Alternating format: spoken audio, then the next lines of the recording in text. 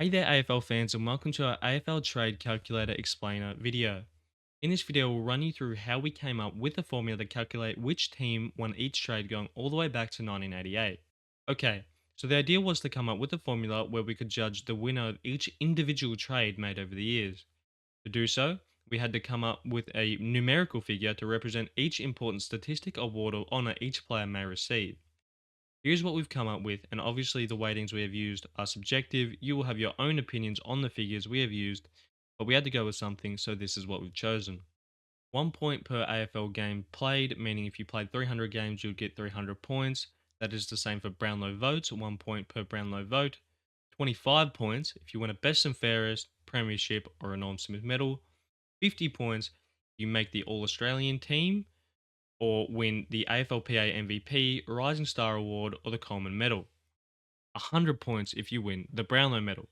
Not that we want to spend too much time on the reasons for our weightings, because as we've said, they're subjective anyway, but we've decided that any AFL wide award, i.e., any award that every player in the AFL was eligible for, would be worth 50 points, e.g., the All Australian team. Whilst those awards that were at club level, e.g. a best and fairest, were worth 25 points, with the Brownlow being worth 100 points as it is the pinnacle award of our competition. Now, not every player is eligible for the Rising Star each year, but at some point each player was, hence why that is still worth 50 points. And don't come at me saying there's mature age recruits because we have to draw the line somewhere. Whilst we're focusing on trades, if a trade was made for a draft pick, the player that was selected with that pick will be used in the calculation. Making sense? Don't stress, we have pictures for all the visual learners out there. Okay, so let's look at an example. In 1998, West Coast traded the current interim coach of West Coast, Jared Schofield, to the Power in exchange for Scott Cummings.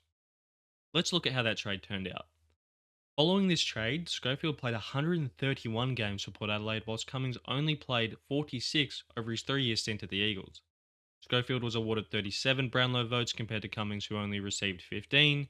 Neither player won a best and fairest at their respective clubs, but Schofield did win a premiership, so he gets 25 points for that. Neither player won a Norm Smith, received All Australian honours. They didn't win an AFLPA MVP or a Rising Star. However, Cummins did win a Coleman, kicking 95 goals in 1999, so he gets 50 points for that. And finally, neither player won a Brownlow, as we know. So when we tally up the points, we can see that Jared Schofield scored 193 compared to Scott Cummings, who only scored 111, meaning that Port Adelaide won this trade by 82 points. It is important to note that we only ever compare statistics, awards, and honours that a player has won for the club he was traded to. In this example, Scott Cummings went on to play a further 5 games for Collingwood, whilst Jared Schofield would finish his career playing 12 games for Fremantle. These games were not taken into account because they weren't played in the clubs involved in this trade. This way, we can get a pure reflection of who won each specific trade. So there you have it. That's how we calculate the AFL trade winners and losers. Who will be the best traders in the AFL? Who does your club need to avoid trading with? Or which team has your team taken to the cleaners in trades throughout history? All these questions will be answered in the upcoming videos. Be sure to click subscribe to the channel and like this video to see more AFL trade and draft content. Thank you for watching.